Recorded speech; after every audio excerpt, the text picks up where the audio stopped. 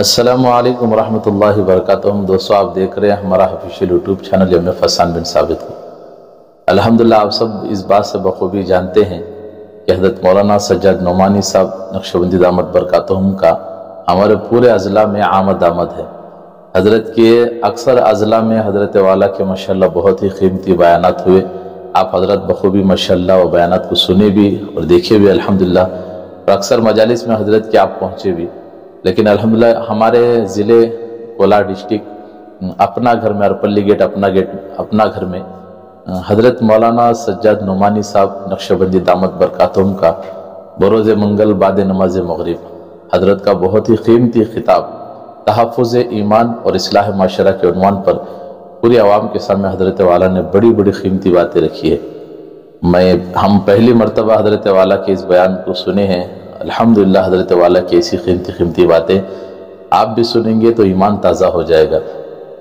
بڑے مدتوں کے بعد حضرت کا ہمارے ہاں پہلی مرتبہ آنا ہوا، الحمدللہ بڑی قیمتی باتیں عوام کے سامنے رکھی۔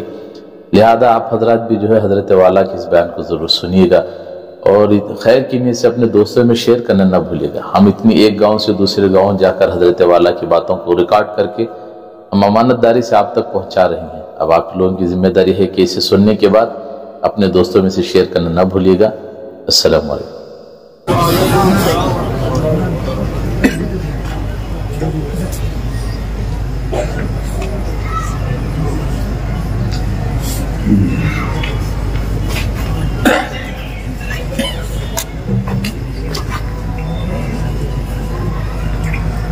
الحمد لله وكفى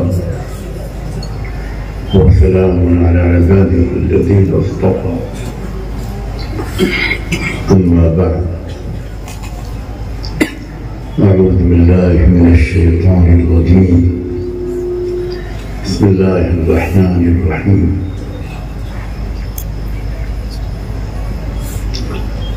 لقد أرسلنا رسلنا بالبينات وأنزلنا معهم الكتاب والميزان ليقوم الناس بالقسط، وقال تعالى: وما لكم لا تقاتلون في سبيل الله والمستضعفين من الرجال والنساء والولدان الذين يقولون ربنا أخرجنا من هذه القرية الظالم أهلها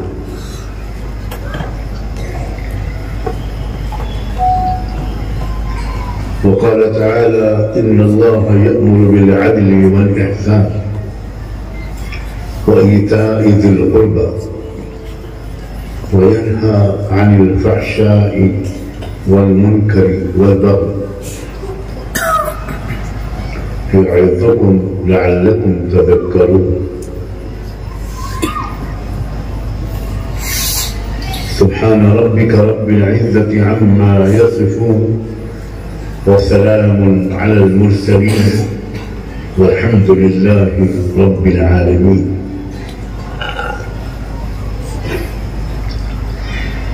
سبحان ربك رب العزة عما يصفون وسلام على المرسلين والحمد لله رب العالمين. اللهم صل على سيدنا محمد وعلى آل سيدنا محمد وبارك وسلم.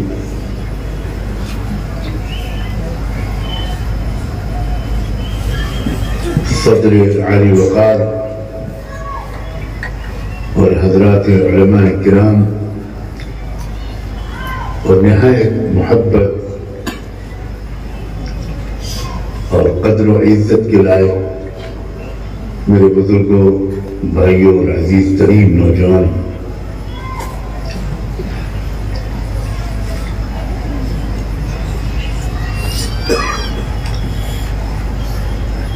دو طرح کی قومیں دنیا میں ہوتی ہیں۔ ایک قوم وہ ہوتی ہے جو جس کا کوئی اجتماعی قومی مقصد ہوتا ہے، مشن ہوتا ہے اور نصب العین ہوتا ہے. اور وہ قوم اپنے مشن، اپنے اجتماعی مقصد اور اپنے قومی نصب العین کے لیے محنت کرتی ہے، وقت خرچ کرتی ہے، اپنی آمدنی کے بڑے حصے کو خرچ کرتی ہے، اپنی انرجی کو، اپنی توانائی کو، اپنے علم کو، اپنی نالج کو اسی مقصد کے لیے، اس مقصد کے لیے بھی بڑی حد تک خرچ کرتی ہے.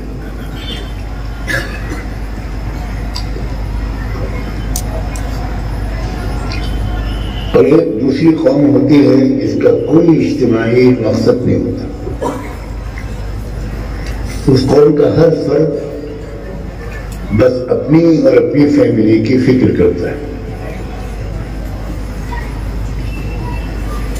مجھے اور میری فیملی کو اچھا کھانے کو مل جائے، اچھا مکان رہنے کو مل جائے، اچھی سواری مل جائے، میرے بچوں کو اچھی تعلیم مل جائے. لیکن وہ اس کی سوچ جو ہوتی ہے اس قوم کے کروڑوں لوگوں کی، وہ بس اپنے لیے ہوتی ہے، اپنی فیملی کے لیے ہوتی ہے. قوم کے لیے، امت کے لیے کوئی اجتماعی سوچ نہیں ہوتی.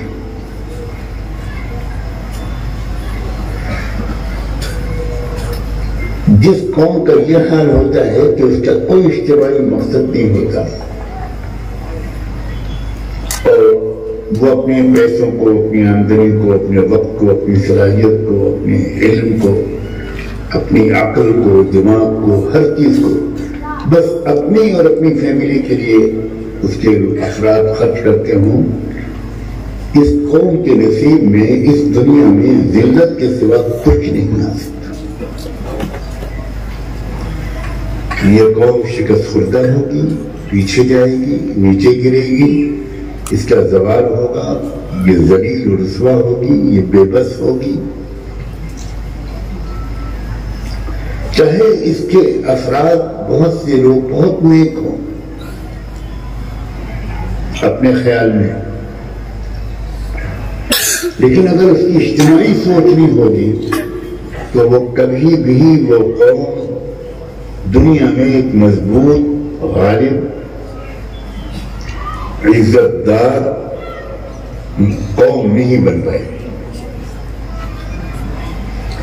اور وہ قوم جس کا کوئی اجتماعی مقصد ہے، ایک مشن ہے،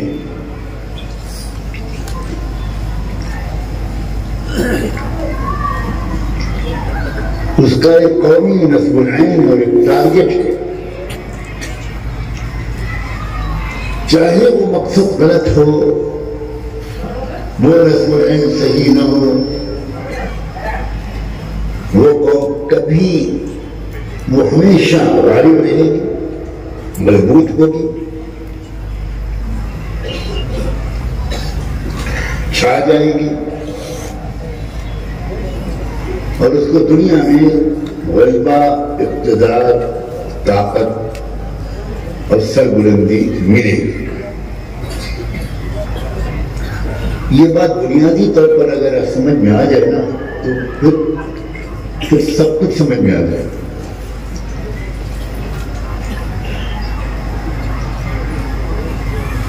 یہ فیصلہ میں آپ پر چھوڑتا ہوں. آپ میں سے ایک شخص آپ یہ غور کر کے اس نتیجے تک ابھی پہنچیے کہ اس وقت ہم مسلمان کس قسم کے خوف، کیا ہمارا کوئی اجتماعی قومی مقصد ہے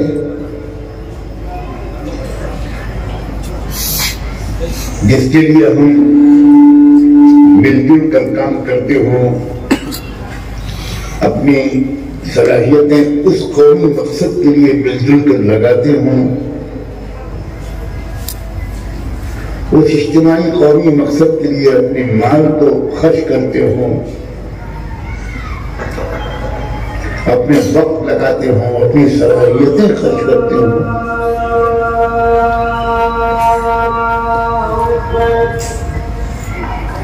ذرا اذان کا جواب دے دیں 1-2 منٹ ہم سب کا. بہت آسان ہے اس کا جواب.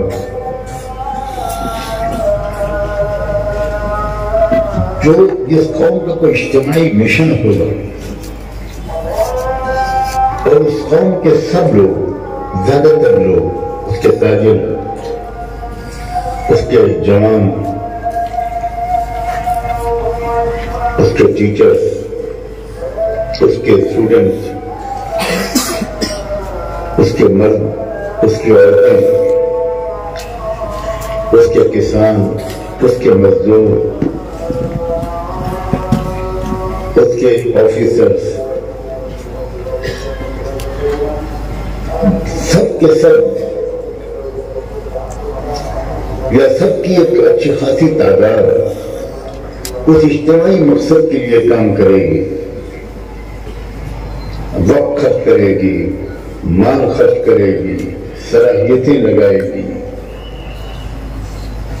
آپ بتائیے وہ قوم کامیاب ہوگی یا وہ قوم جو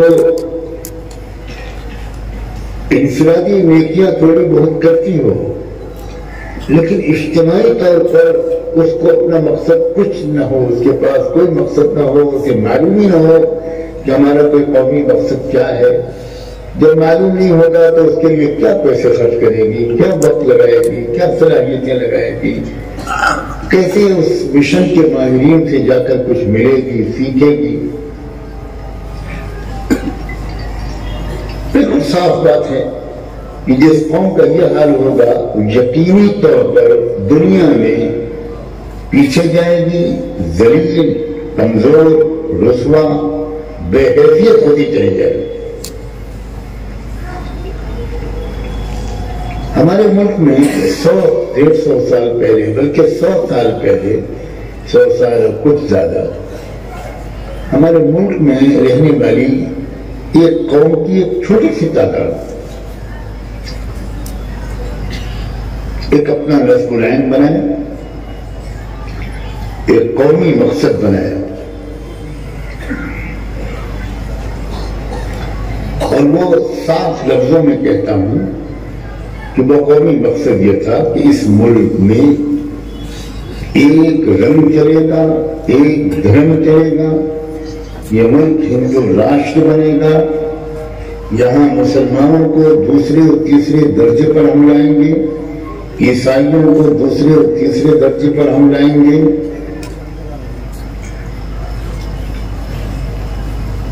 کسی کی ہم کوئی پرواہ نہیں کریں گے. یہ ہمارا قومی مقصد ہے. اور پھر ہم لوگوں نے محنت شروع کی اور محنت کی اور کر رہے ہیں، کرتے چلے جا رہے ہیں.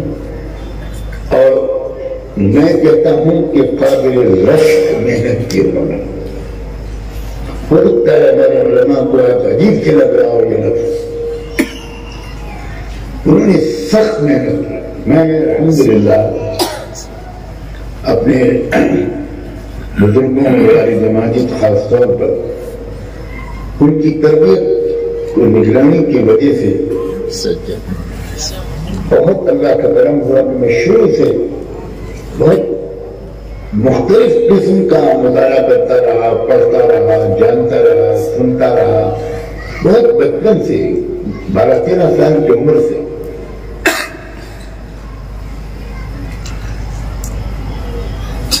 انہوں نے اپنا ایک نصب العین بنایا اور انتھک محنت کی اور کر رہے ہیں. کسانوں کو سمجھایا کہ یہ مقصد ہے، مزدوروں کو سمجھایا کہ تمہارا بھی یہ مقصد ہونا چاہیے، غریبوں میں بھی کام کیا، امیروں کو بھی سمجھایا، تاجروں کو بھی سمجھایا، نوجوانوں کو بھی سمجھایا، طلبہ کو سمجھایا، طالبات کو سمجھایا، ٹیچروں کو سمجھایا، کالجوں میں پڑھائے جانے والے سلیبس اور نصاب کی کتابوں کو لکھنے والوں اور لکھنے والیوں کو سمجھایا، فلم بنانے والوں کو سمجھایا، ریڈیو اور ٹی وی پر پروگرام بنانے والوں کو سمجھایا، کسی کو نہیں چھوڑا. اور بڑی محنت کی. یہ مت سمجھیے کہ ان کے پاس شروع سے پیسہ بہت تھا یہ 100% جھوٹ ہے. بلکہ میں یقین سے کہتا ہوں جب 100 سال پہلے انہوں نے کام شروع کیا تھا تو اس وقت مسلمانوں کے پاس اس ملک میں سب سے زیادہ پیسہ تھا. مسلمانوں کے پاس ریاستیں تھیں, مسلمانوں کے پاس اسٹیٹس تھیں, اور کچھ اسٹیٹ مسلمانوں کے پاس ریاست تو ایسی تھی کہ ان کی اپنی فوج تھی, ان کی اپنی پولیس تھی, ان کی اپنی عدالتیں تھیں, ان کے اپنے تعلیمی ادارے تھے, ان کے اپنے باغات تھے, ان کے پاس سونے چاندی کے خزانے تھے. ملک کی سب سے مالدار ریاست مسلمانوں کی ریاست حیدرآباد تھی. ادے پور کی ریاست جو ہندو اسٹیٹ تھی وہ حیدرآباد کے مقابلے میں کچھ بھی نہیں تھی. لیکن مسلمانوں نے اپنی دولت کو کھانے پینے میں خرچ کیا, عیاشیوں میں خرچ کیا, شادیوں میں خرچ کیا, محلات بنا کر خرچ کیا, تالاب اور ڈیم نہیں بنائے انہوں نے, کسانوں کی فکر نہیں کی, مزدوروں کی فکر نہیں کی. مزدوروں کو مسلمان امیروں نے حقارت سے دیکھا, اپنا وقت برباد کیا اور کاہے میں برباد کیا. شرم آتی ہے یہ کہنے میں, اور آپ تو پہلی بار سن رہے ہوں گے مسلمانوں کا وقت مرغوں کی لڑائی کا تماشا دیکھنے میں جاتا, کبوتروں کی لڑائی میں کا تماشا دیکھنے میں جاتا. میں لکھنؤ میں پیدا ہوا ہوں. لکھنؤ بھی ایک ریاست تھی, لکھنؤ نہیں بلکہ اودھ ایک ریاست تھی. اودھ کے راجا مہاراجا نواب بہت مالدار تھے. جس وقت انگریزوں کی فوجیں لکھنؤ کو فتح کر رہی تھیں, لکھنؤ کی تاریخی عمارتوں پر بموں کے گولے برس رہے تھے, اس وقت مسلمانوں کے نواب شراب پی رہے تھے, ان کے سامنے طوائفیں ناچ رہی تھیں, مجرا ہو رہا تھا, قوالیاں ہو رہی تھیں. یہ مسلمانوں کا کردار تھا.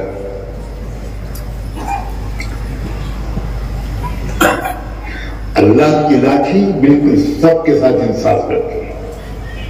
ایک قوم اگر اپنے مقصد کے لیے کام کرے, اجتماعی مقصد کے لیے, قومی مقصد کے لیے, چاہے وہ مقصد کتنا بھی غلط ہو, لیکن اگر اس کے مرد, اس کی عورتیں, اس کے غریب اور اس کے امیر, اس کے پڑھے لکھے اور اس کے غیر پڑھے لکھے, بے پڑھے لکھے, اس کا ہر طبقہ یا کم سے کم ہر طبقے کی ایک تعداد اس قومی مقصد کے لیے اگر وہ اپنی جان, مال, وقت, صلاحیت لگائے گی تو آپ کی بددعاؤں سے اس قوم کو دنیا میں ذلت نہیں ملے گی. اس بات کو سمجھیے. اور مجھے اس بات کا دکھ ہے کہ جس بات کو قرآن میں بار بار بیان کیا گیا, اس بات کو ہم علماء لوگ صاف لفظوں میں اس زمانے کی سمجھ میں آنے والی زبان میں عام مسلمان مردوں اور عورتوں اور نوجوانوں کو نہیں سناتے. ہماری تقریروں کے اکثر یہ موضوع نہیں ہوتا, اور اسی وجہ سے ساری دنیا کے مسلمان پریشان ہیں, حیران ہیں کہ آخر یہ ذلتیں صرف ہمارے نصیب میں کیوں آ رہی ہیں.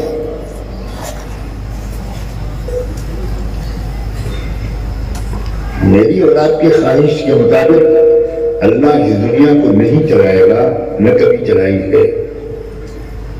اللہ اس دنیا کو اپنے بنائے ہوئے اچھل سسٹم کے مطابق چلانے کا فیصلہ کر چکا ہے. ذرا سی غلطی ہوئی احد کے میدان میں چند صحابہ کرام سے, اور وہ غلطی بھی, اس کو غلطی کہنا بھی مشکل ہے. احد میں جو لڑائی ہو رہی تھی اس میں اللہ کے رسول صلی اللہ علیہ وسلم نے اس جگہ پر اپنی فوجوں کو متعین کیا تھا, کھڑا کیا تھا, جس کے پیچھے پہاڑ تھا.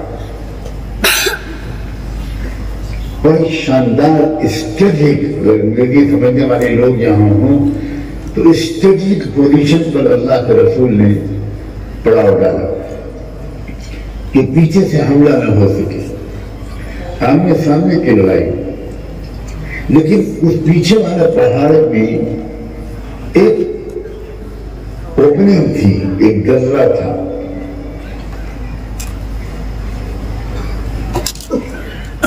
رحمت العالم صلی اللہ علیہ وسلم ہر میدان میں انسانیت کے رہبر تھے.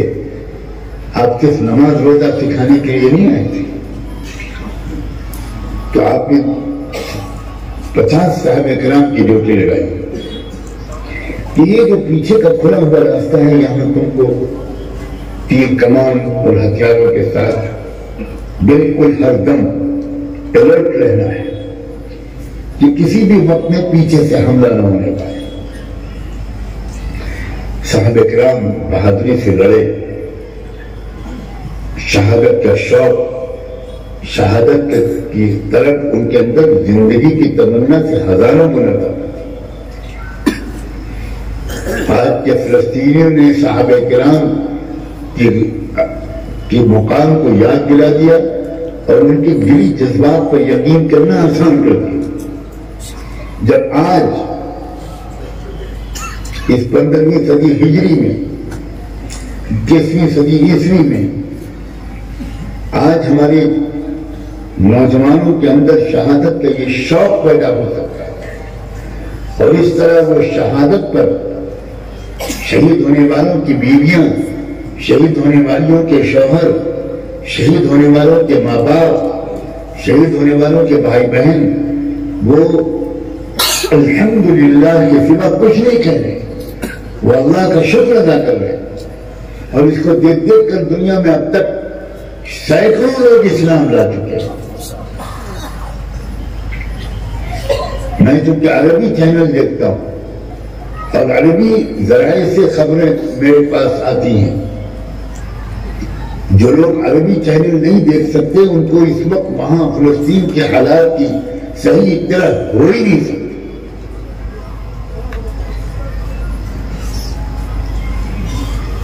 تو یوٹیوب چینلز 20 کی تعداد میں، عربی چینل انتہائی معتبر اور قابل اعتبار.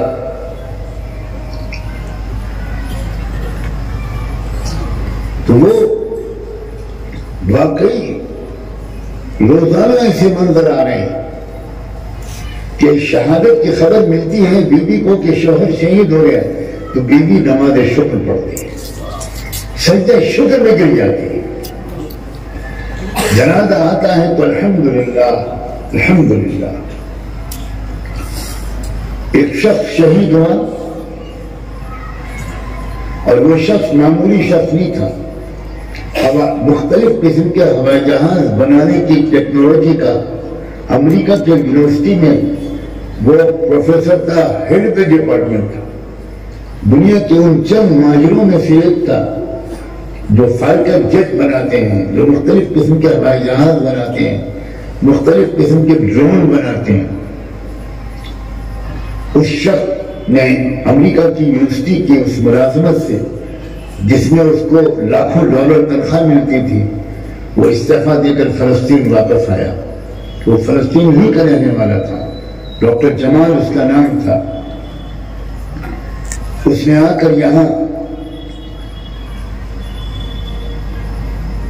اللہ کی رضا کے لیے، جنت حاصل کرنے کے لیے، مغفرت پانے کے لیے، انصاف قائم کرنے کے لیے، امن قائم کرنے کے لیے، مظلوموں کی مدد کی نیت سے فلسطینی نوجوانوں کو اس نے ہوائی جہاز بنانے، ڈرون بنانے کی ٹریننگ دینی شروع کی. ابھی اسی جنگ میں وہ شہید ہوئے. میں سنانا یہ چاہتا ہوں کہ جب ان کے گھر پہ تعزیت کے لیے آنے والوں کا ہجوم آنا شروع ہوا تو اس شخص کی بیوہ نے، شہید پروفیسر جمال کی بیوی نے اپنے گھر کے دروازے پر ایک لکھ کر بورڈ لگایا چھوٹا سا. اس میں اس نے لکھا کہ میری تعزیت کے لیے آنے والیوں میں آپ کی شکر گزار ہوں، مگر میری تعزیت نہ کروں، مجھے مبارکباد دو کہ میں اللہ کے راستے میں شہید ہونے والے کی بیوہ ہوں، اور دعا کرو کہ اللہ مجھے بھی شہادت کی موت عطا کرے۔ ان لوگوں نے صحابہ کرام کے جذبات پر یقین کرنا آسان کر دیا، ورنہ ہم لوگ تو دنیا پرست ہے، ہم لوگ یہودیوں کی طرح اس دنیا سے محبت کرنے لگے، ہم لوگ شہادت تو دور کی بات ہے، ہم تو کبھی بھی کوئی خطرہ مول لینے کو تیار نہیں، ہم کبھی بھی حق بات بے باکی اور جرات کے ساتھ کہنا بھول گئے ہیں۔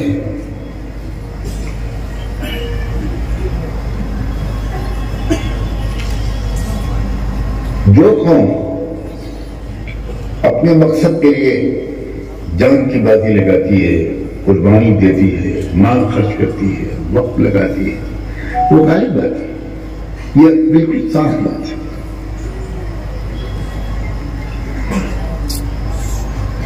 اب اس وقت مجھے آپ سے میں کیا کہنے کے لیے مارا پھر رہا ہوں، میں یہ سمجھانے کے لیے کہہ رہا ہوں کہ مسلمانوں کا اللہ نے ایک مقصد قومی بتایا تھا، اور جب تک مسلمان اللہ اور قرآن کے بتائے ہوئے اور رحمت عالم صلی اللہ علیہ وسلم کے سکھائے ہوئے اس مقصد کو اپنا قومی مقصد بناتے رہے، اور مسلمان اپنا وقت، اپنی جان، اپنی صلاحیت، اپنا مال، اپنا وقت جتنا زیادہ ہو، مسلمان جب تک وہ اس قومی مقصد پر خرچ کرتے رہے، کوئی دنیا میں مسلمانوں پر غالب نہیں آ سکا۔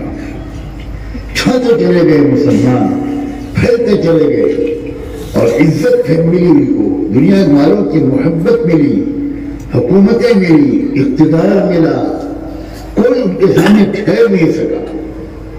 بڑی سے بڑی سپر پاور وہ چند دنوں کے مقابلے کے بعد ہتھیار ڈالنے پر مجبور ہو۔ کیوں؟ اس لیے کہ اس وقت ان قوموں کا وہی حال تھا جو آج ہمارا، ان قوموں کا بھی حال یہ تھا کہ وہ قومیں، ان قوموں کی غالب اکثریت عیاشیوں میں لگی تھی، نفسی کا عالم تھا، ہر ایک اپنی اور اپنی فیملی کی فکر کرتا تھا۔ ان قوموں کے عوام، ان قوموں کے خواص، ان قوموں کے پڑھے لکھے، ان قوموں کے دانشور، ان قوموں کے نوجوان سب مستی میں تھے، اجتماعی اور قومی مقصد بھول چکے تھے۔ اور ادھر صحابہ کرام کے سکھائے ہوئے نوجوان، غریب لوگ، کپڑے بھی اچھے نہیں تھے، ہتھیار بھی معمولی، سواریاں بھی بہت کم، لیکن قومی مقصد کے لیے تڑپنے والے لوگ، ہر قربانی دینے کے لیے تیار۔ چنانچہ کیا ہوا؟ کوئی قوم ان کے مقابلے میں ٹھہر نہیں سکی۔ قومی مقصد سے لگاؤ اتنا بڑا ہتھیار ہے، اتنی بڑی طاقت ہے، اس میں اتنی جان ہے کہ اس کے سامنے کچھ نہیں ٹھہرتی، نہ تعداد نہ ہتھیار۔ ہمارے ملک میں بھی جو ہوا ہے اور ہو رہا ہے یہی ہو رہا ہے۔ بہت کان کھول کر سنیے، ہماری قوم، ہمارے ملک میں، ہماری پڑوس کے قوم میں کچھ لوگوں نے فیصلہ کیا کہ بھائی اس طرح نہیں چلے گا، ہم اپنے قومی مقصد کے لیے ہم کو متحد ہونا پڑے گا، اور اپنے قومی مشن کے لیے اپنی جان مال لگانی پڑے گی۔ اور میں بہت تفصیل سے واقف ہوں، اللہ کا شکر ہے کہ ان لوگوں نے کتنی زبردست محنت کی۔ ہندو مہاسبھا بنی 19ویں صدی سے ذرا پہلے، 18ویں صدی کے آخر میں، یا یوں کہیے کہ 20ویں صدی سے ذرا پہلے، 19ویں صدی کے آخر میں اس نے لوگ پھونکنی شروع کی پورے ملک میں. گاؤں گاؤں جاتے تھے وہ لوگ اور گاؤں کے لوگ جمع کر کے سمجھاتے تھے. میں تفصیلات میں نہیں جاؤں گا، وقت نہیں ہے زیادہ، میرے اندر وہ طاقت و توانائی بھی نہیں ہے. تھوڑی دیر کے بولنے کے بعد میری انرجی بالکل ختم ہونے لگتی ہے. اس کے بعد اس سے زیادہ بڑے دائرے کو لے کر RSS بنی. RSS کے بانی ہیڈوار جو کانگریس میں بھی تھے، انہوں نے RSS کی بنیاد ڈالی. گلوبال کر انہوں نے کتابیں لکھی تاکہ ان کتابوں کی روشنی میں RSS میں آنے والے ہر مرد اور عورت، ہر نوجوان کی ذہنی تربیت کی جائے. انہوں نے 2 کتابیں لکھی بہت اہم. میں نے وہ 2 کتابیں بار بار پڑھی ہیں اور بار بار ان کو پڑھتا بھی رہتا ہوں. اور اس کے مطابق انہوں نے اپنی قوم میں ایک بڑی تعداد ایسی پیدا کر دی جس کے اندر ایک جذبہ آ گیا اپنی قومی مشن کے لیے کام کرنے کا. نہایت دکھ اور افسوس کی بات ہے کہ مسلمانوں میں بھی بہت سے بزرگوں اور لوگوں نے، عوام قائدین نے ہمارے مسلمانوں کو اپنا قومی مقصد یاد دلانے کی بھرپور کوشش کی، لیکن مسلمان قوم کی اکثریت نے ان کی بات نہیں سنی. جلسے میں تقریریں سننے کے لیے مسلمان بہت بڑی تعداد میں آتے تھے اور آج بھی آتے ہیں، لیکن صرف جلسے میں سن کر اور چلے جاتے. آگے کچھ تربیت نہیں لیتے، آگے کچھ سیکھتے نہیں، آگے نہیں پوچھتے کہ ٹھیک ہے ہم نے آج سے ارادہ کر لیا کہ ہم اپنے قومی مقصد کے لیے اب اپنا وقت، اپنی کمائی، اپنی آمدنی، اپنی صلاحیت ہم خرچ کریں گے، مگر ہم کو سکھائیں، بتائیے کیسے کرنا ہے، کیا کرنا ہے. ہماری پڑوسی قوم کے پاس اچھے مقرر لوگ نہیں تھے.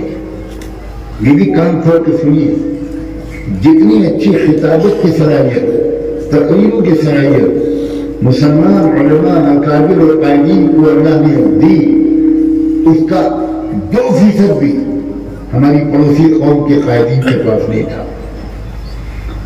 گاندھی جی مقرر بھی تھے، گاندھی جی بہت ہلکی آواز میں بولتے تھے، جوش کے ساتھ تقریر کرنا ان کو آتے ہی نہیں تھا.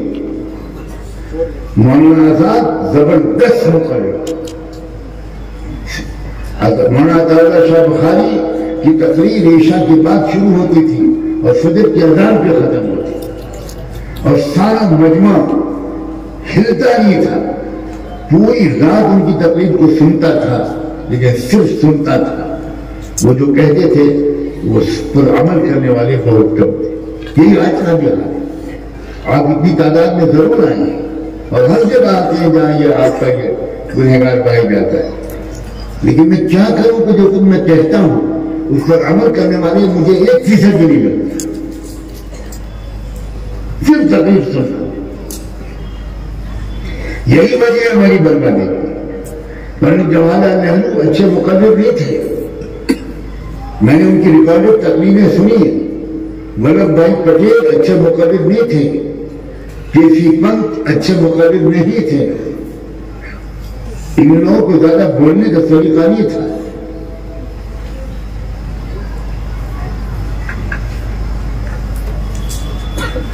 لیکن اس قوم میں، اس کے قائدین میں ایک روح پھونکی تھی کہ بھئی ہم کو کام کرنا ہے اور اس ملک کو ہندو راشٹر بنانا ہے. سیدھی بات.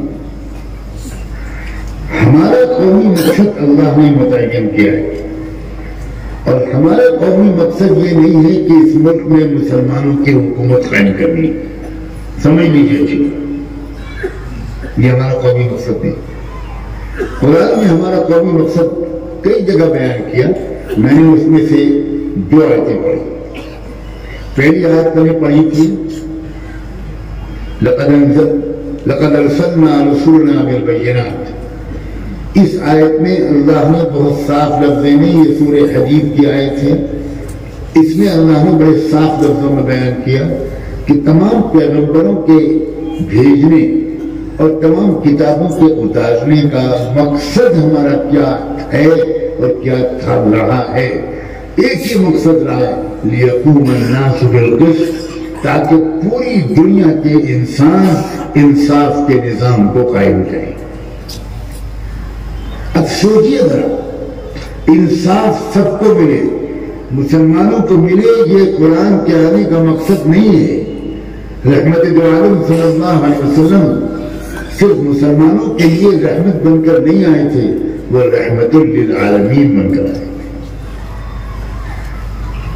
اسلام کا مقصد، نبیوں کے آنے کا مقصد قرآن کے بیان کے مطابق یہ ہے کہ سب کو انصاف ملے۔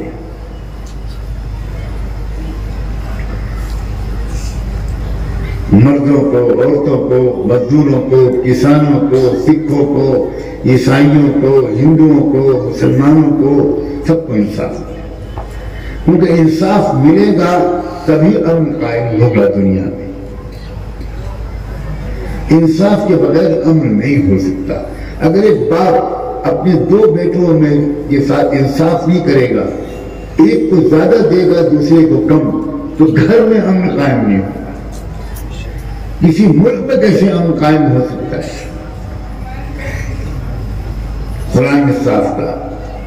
اور دوسری آیت میں نے پڑھی تھی، وَمَا لَكُمْ لَا تُقَاتِلُونَ فِي سَبِيلِ اللَّهِ وَالْمُسْتَضْعَفِينَ مِنَ الرِّجَالِ وَالنِّسَاءِ وَالْوِلْدَانِ۔ قرآن نے کہا کہ تم کیا ہو گیا ہے؟ تم کیوں نہیں جنگ کرتے ہو؟ تم کوئی مقابلہ کرتے ہو اللہ کے راستے میں؟ اور اللہ کے راستے میں کہہ کر اللہ نے آگے تشریح کی کہ اللہ کے راستے میں جنگ کا مقصد کیا ہونا چاہیے۔ اللہ کے راستے میں ہم تم کو جنگ پر، مقابلے پر کیوں اٹھا ابھار رہے ہیں اور کیوں تمہیں تنبیہ کر رہے ہیں کہ تم کیوں نہیں اللہ کے راستے میں اٹھ کے کھڑے ہوتے ہو۔ اللہ کے راستے میں اٹھ کے کھڑے ہونے کا مقصد یہ نہیں ہے کہ دنیا کے تمام غیر مسلموں کو تم تلوار کے زور پر کلمہ پڑھاؤ، تم سب کو مسلمان بنا دو۔ یہ اللہ کے راستے میں جنگ کا مقصد نہیں ہے، ہرگز نہیں۔ اس کو سختی سے اللہ نے بیان فرما دیا، منع فرما دیا، لا اکراہ فی الدین۔ دیکھو، عقیدے اور دین اور مذہب کے معاملے میں کسی کو مجبور نہیں کیا جا سکتا، ہرگز نہیں۔ اسی لیے صاف فرمایا، اللہ کے راستے میں جنگ کا مقصد سمجھو کیا ہے، وَالْمُسْتَضْعَفِينَ مِنَ الرِّجَالِ وَالنِّسَاءِ وَالْوِلْدَانِ۔ تمہارے معاشرے میں، تمہارے سماج میں، تمہارے ملک میں، تمہارے دائیں بائیں آگے پیچھے چاروں طرف جو دبے کچلے لوگ ہیں، جن پر ظلم ہو رہا ہے، جن کے حقوق نہیں ملتے، جن کو عزت نہیں ملتی، جن کو اپنی عبادت خانوں میں جانے کی اجازت نہیں ملتی، جن کو اگر چھو لیا جائے تو آدمی گندا ہو جاتا ہے، جن کو اچھوت سمجھا جاتا ہے، جن کو ذلیل سمجھا جاتا ہے، جن کو برابری کی عزت، برابری کا مقام نہیں دیا جاتا، تم ان کو ان کے حقوق دلانے کے لیے، ان کی حفاظت کے لیے، ان مردوں کے حق میں اور عورتوں کے حق میں اور بچوں کے حق میں، الرجال والنساء والولدان، ان بچوں کے حق میں تم کیوں نہیں جنگ کرتے؟ اس کا مطلب یہ ہوا کہ اللہ کے قرآن میں صاف کہا ہے کہ تم کو مظلوموں اور کمزوروں کو ان کا حق دلانے کے لیے اپنی جان قربان کرنی چاہیے، اپنا مال لگانا چاہیے، جدوجہد کرنی چاہیے۔ یہ تمہارا قومی مقصد ہے، یہ تمہارا اجتماعی مشن ہے۔ حکومت پر قبضہ کرنا ہمارا اجتماعی مقصد نہیں ہے۔ یہ الگ بات ہے کہ جب کوئی قوم، کوئی گروہ کمزوروں اور مظلوموں کی مدد کے لیے اٹھ کھڑا ہوتا ہے اور اللہ دیکھ لیتا ہے کہ یہ قوم مال اکٹھا کرنے کے لیے یہ حکومت حاصل نہیں کرنا چاہتی، اس کی جدوجہد کا، اس کی قربانیوں کا مقصد حکومت پر قبضہ کرنا بالکل نہیں ہے۔ یہ تو اس لیے مقابلے کے میدان میں آئے ہیں کہ کمزوروں کو اٹھائیں، مظلوموں کو ان کا حق دلائیں، دنیا میں انصاف قائم کریں، بدمنی اور ناانصافی کو ختم کرے. جب اللہ کسی گروہ کے بارے میں یہ دیکھتا ہے تو اللہ کو اپنے بندوں سے پیار ہے. اللہ تعالیٰ ان کو طاقت دیتا ہے, اللہ ان کو حکومت دیتا ہے. وہ حکومت حاصل کرنے کے لیے جدوجہد نہیں کرتے, لیکن اللہ ان کو حکومت دیتا ہے. وعد اللہ الذین آمنوا منکم وعملوا الصالحات ليستخلفنهم في الأرض وليمكننهم لهم دينهم الذي ارتضى لهم وليبدلنهم من بعد خوفهم أمنا. وہ حکومت کی طلب میں نہیں نکلتے مگر اللہ ان کو حکومت دیتا ہے. اللہ ان کو زمین میں قبضہ دیتا ہے, اقتدار دیتا ہے. ورنہ مقصود ان کا ہر چیز حکومت پر قبضہ کرنا نہیں ہوتا. تلك الدار الآخرة نجعلها للذين لا يريدون علوا في الأرض ولا فسادا. یہی اسلام میرے عزیز دوستو, پورے اسلام کو پھر سے سیکھنا شروع کرو, اعتراف کرو, شرمندگی کے ساتھ دل میں اس بات کا احساس لاؤ کہ اللہ ہم سے بڑی غلطی ہوئی. ہم تو سچی بات یہ ہے کہ اسلام کو سمجھے ہی نہیں. ہم تو کچھ انفرادی نیکیوں کو سمجھتے ہیں اسلام. ہم سمجھتے ہیں کہ بس اتنا کافی جتنا ہم کر رہے ہیں. نہیں, اللہ کی بندو, ہم نے اسلام کے تھوڑے حصے کو سمجھا ہے. بہت بڑا حصہ اسلام کا وہ ہے جس کو ہم جانتے ہی نہیں.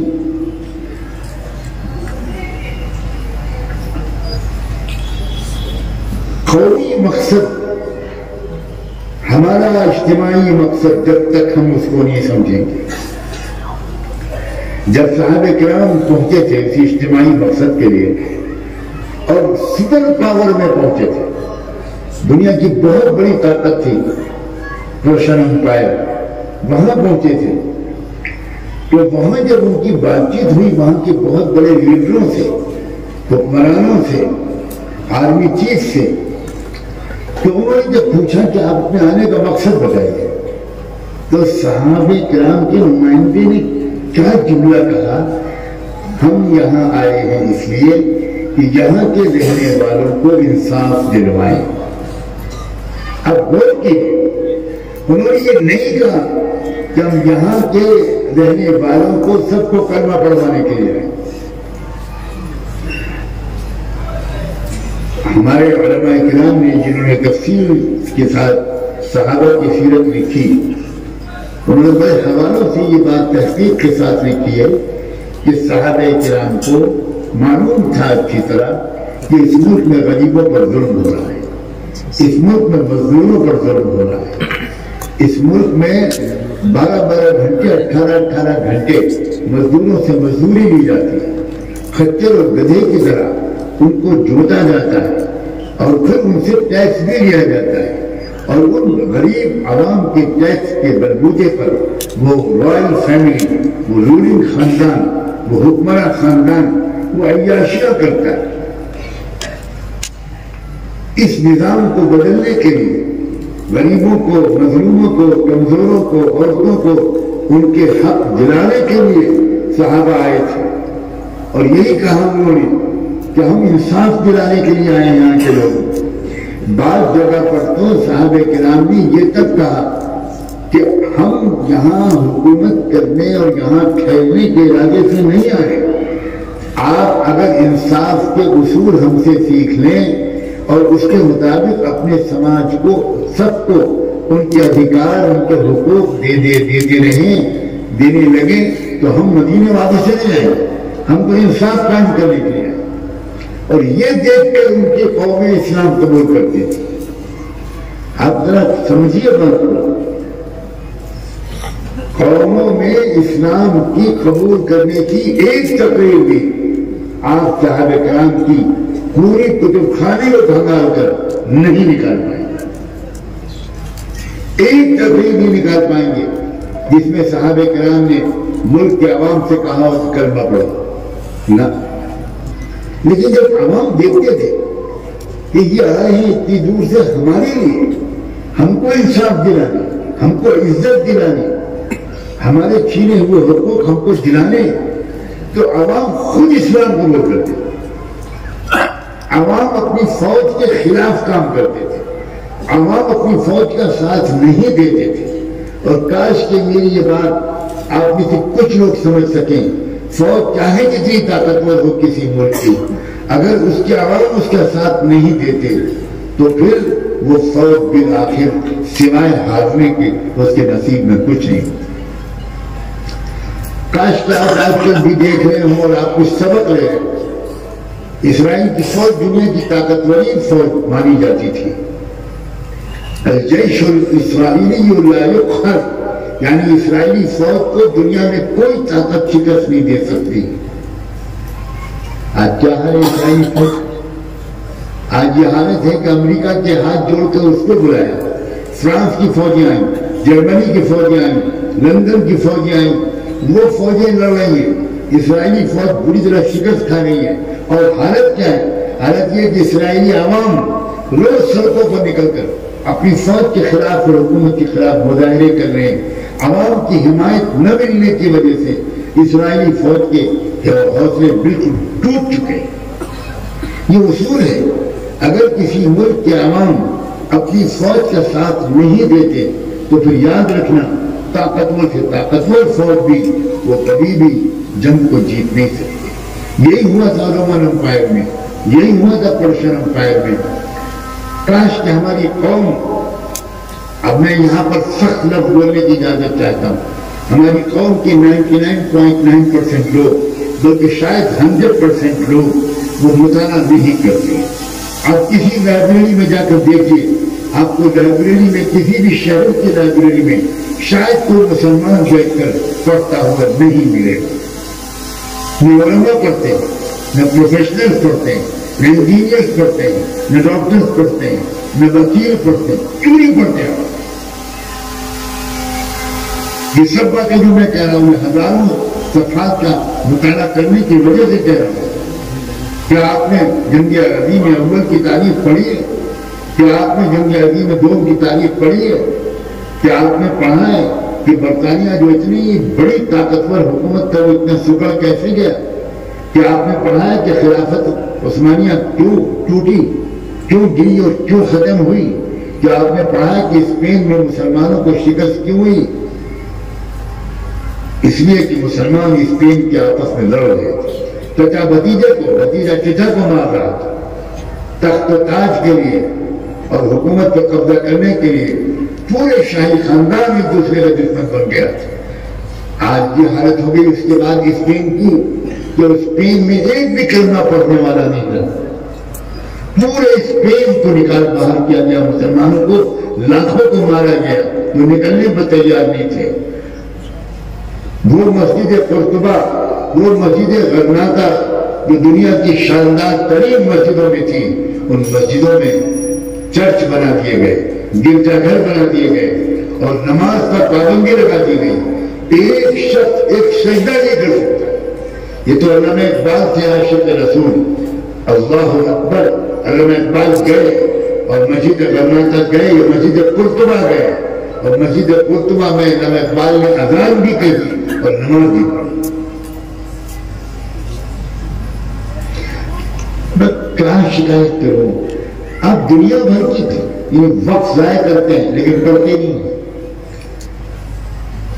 آپ ریلوے اسٹیشن پر بیٹھے ہوئے پڑھتے ہوئے مجھے کبھی نظر نہیں آئے. آپ ٹرین میں بیٹھے ہوئے پڑھتے ہوئے مجھے کبھی نظر نہیں آئے. آپ جہاز میں اور ہوائی اڈے پر بیٹھ کر پڑھتے ہوئے مجھے کبھی نظر نہیں آئے. اور ہزاروں مرتبہ انگریزوں کو امریکہ میں، یورپ کے تمام ملکوں میں ہزاروں سینکڑوں مرتبہ دیکھنے کا اتفاق ہوا. ان کے نوجوان لڑکے موبائل پر سیڑھی کھیلتے، موبائل پر تصویریں نہیں دیکھتے، وہ بیکار یوٹیوب پر اپنا وقت ضائع نہیں کرتے. جس میں دیکھو بیٹھا ہوا تو کتاب پڑھ رہا ہے. اور وہ کتاب کوئی ناول اور افسانہ نہیں پڑھتے. اکثر لوگ کچھ ہوتے ہیں رنگے، لیکن عام طور پر وہاں کے شہری لڑکیاں اور لڑکے 18، 16، 17 سال کے بچے وہ بہت سنجیدہ کتابیں پڑھ رہے ہیں. میں بہت ان کے وہاں جا چکا ہوں تو بار بار مجھے دیکھنے کا اتفاق ہوتا ہے. کوئی پڑھ رہا ہے نیوکلیئر سائنس، کوئی پڑھ رہا ہے جاپان پر نیوکلیئر حملہ امریکہ نے کیوں کیا تھا، کیا وجہ تھی کہ ایٹم بم برسا دیا جاپان پر. کوئی پڑھ رہا ہے کہ جاپان اس کے بعد دوبارہ اتنی مضبوط ملک بن کر کیوں بنا؟ اس وقت کتابیں لکھی گئی سینکڑوں. جاپان پر جب امریکہ نے ایٹم بم برسایا تھا تو جاپان کھنڈر بن گیا اور لوگ امریکہ کا خیال تھا کہ سینکڑوں سال تک جاپان اب کروٹ بھی نہیں لے پائے گا. لیکن جاپان کے بادشاہ جو مسلمان نہیں تھا، اس جاپان کے بادشاہ نے اس ایٹم بم کے گرنے کے بعد ریڈیو اسٹیشن سے ٹوٹے ہوئے تاروں کو جوڑ کر ریڈیو پر ایک تقریر کی اور اپنے عوام کو پیغام دیا جس کا ایک جملہ آپ کو میں سناتا ہوں. اس جاپان کے بادشاہ نے کہا تھا آج ہم عہد کرتے ہیں کہ ناقابل برداشت چیزوں کو برداشت کریں گے اور اپنے قوم کو دنیا کی اقتصادی اور معاشی اور تجارتی طور پر نمبر 1 کے قوم بنا کر دم لیں گے.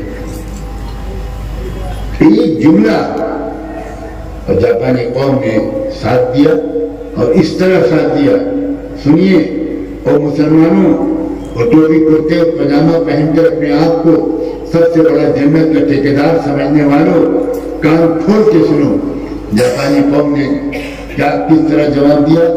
جاپانی قوم نے اس طرح جواب دیا کہ اب تک فیکٹریوں میں ہم لوگ 8 گھنٹے کام کرتے تھے، اس کی تنخواہ لیتے تھے، لیکن ہم 12 گھنٹے اور کچھ لوگ 16 گھنٹے کام کریں گے اور 8 گھنٹے کی تنخواہ لیں گے اور بقیہ 4 یا 8 گھنٹوں کی تنخواہ کو سرکاری خزانے میں جمع کریں گے تاکہ سرکار پھر سے اس قوم کو اٹھا سکے. دیکھتے ہی دیکھتے اب میں لندن کی ایک لائبریری میں بیٹھا ہوا تھا، گھوم رہا تھا کہ کون سی کتاب میں نکال کر پڑھوں، تو ایک کتاب پر نظر پڑی جس کا نام تھا جاپان نمبر 1.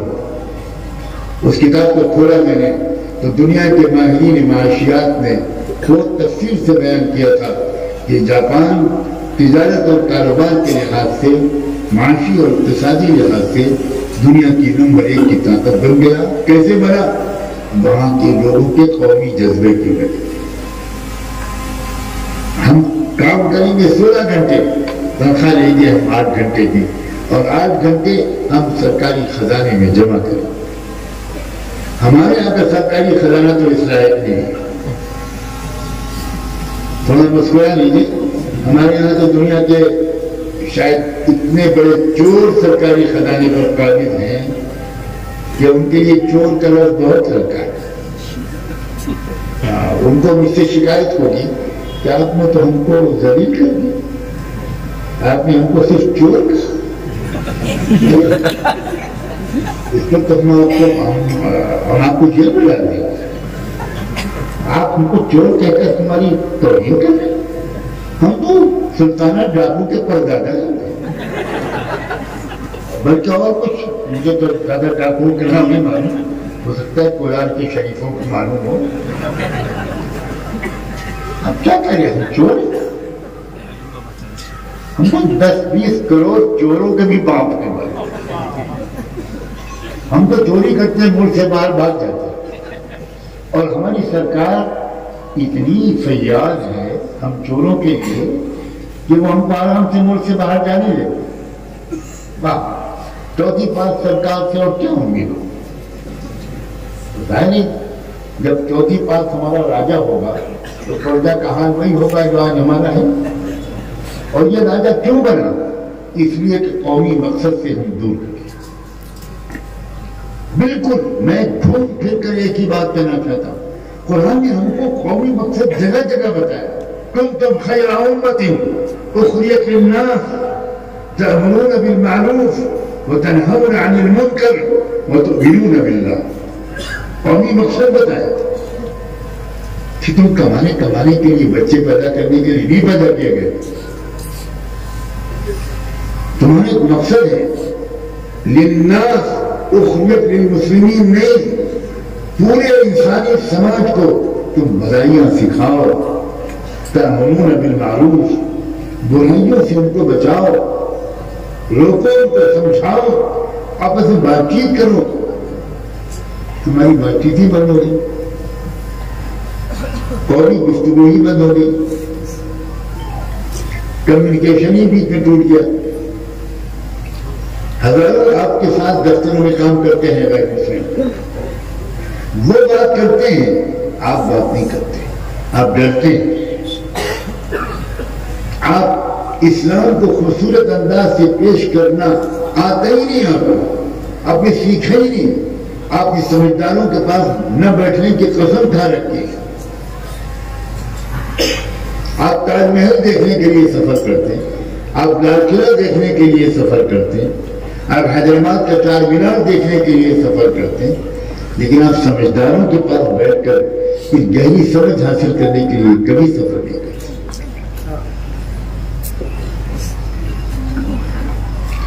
میرے عزیز بھائیوں، اپنے قومی مقصد کو سمجھو. شکوے شکایت کرنے بد دعائیں کرنے سے کام نہیں چلے گا. یہ راستہ نہیں ہے جو ہم کو سکھایا گیا، یہ منزل تک پہنچانے والا راستہ نہیں ہے. ہمارا قومی مقصد انصاف کے نظام کو قائم کرنا ہے. اب اسے سیکھنا پڑے گا کہ ہم انصاف کے نظام کو کیسے قائم کریں. کیا یہی ہماری انتہا ہے؟ یہیں پر آ کر ہم کو رک جانا ہے کہ بھئی ایک صوبے میں، ہمارے صوبے میں فلاں پارٹی کی حکومت تھی، اس کی جگہ پر ہم دوسری پارٹی کی حکومت لانے میں کامیاب ہو گئے، ہو گیا انصاف لائے. بس یہی انتہا ہے، بس ختم. ارے بابا، یہ کام تو اس لیے بتائے جاتے ہیں تاکہ انصاف کے نظام کو قائم کرنے کی کوشش کے لیے ہم کو کچھ موقع مل جائے. اصل کام ہمارا یہ نہیں ہے کہ اس پارٹی کو ہٹا کر اس پارٹی کو لے آؤ، اس لیے کہ اس دو پارٹی پورے انصاف کے نظام کو قائم کرے گی. اس کی امید کرنے والے کو فوری طور پر دماغ کو مضبوط کرنے والا حکیم کا معجون کھانا چاہیے. مقوی دماغ، معجون مقوی دماغ کھانا چاہیے، اور کسی اچھے حکیم کو فوراً دکھانا چاہیے. اگر کوئی یہ سمجھتا ہے کہ فلاں والی پارٹی چلی جائے گی، دوسری پارٹی آ جائے گی تو خلافت راشدہ پائے گی. ہے مسلمان اتنے بولے کہ ہمارے یہ نیتا جب آتے ہیں جلسوں میں تو وہ جانتے ہیں مسلمانوں کے جلسوں میں ٹوپی لگا کر آتے ہیں، اور ہم سے آپ سے کوئی ٹوپی مانگ لیتے ہیں، ان کے پاس تو ہوتی نہیں. اور ہم حاتم طائی کی خبر میں لات مارتے ہوئے، سخاوت دکھاتے ہوئے وہ ٹوپی ان کو صدقہ کرواتے یا ہدیہ کر دیتے. اب ان کو ٹوپی پہنے ہوئے دیکھ کر ہم مسلمان ایک دم مرید ہونے لگتے ہیں. اور بعض ذرا زیادہ شاطر جو نیتا ہوتے ہیں وہ ہرا یا لال رومال پہن کے آتے ہیں، اور وہ دیکھ کر تو آپ کا دل چاہتا ہے کہ آپ رونے لگے اور آپ کہیں حضور والا آپ تو اس وقت ہمارے شیخ بننے کے لائق ہیں، سلسلے عالیہ کیجریوالیہ میں ہم کو بیعت فرمایا.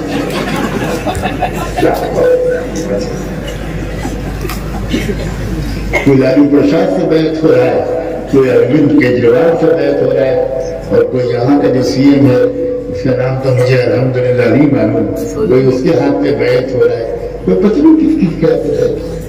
اور اس کے بعد اتنا سے 5 سال تک خود ڈر کے بریانی کھائی، کوئی مسئلہ ہی نہیں.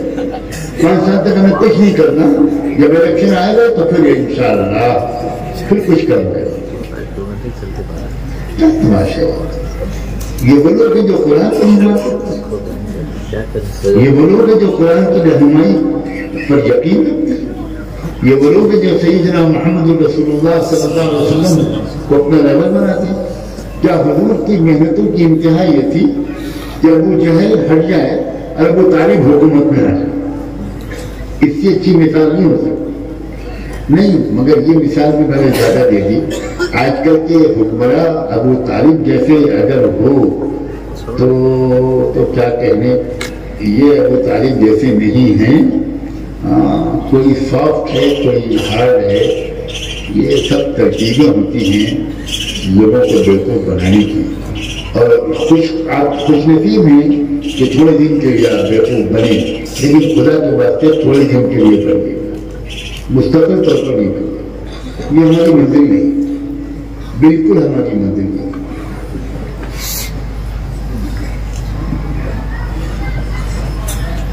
ہر جمعے کے خطبے میں آخری میں آپ کون سی آیت پڑھتے ہیں؟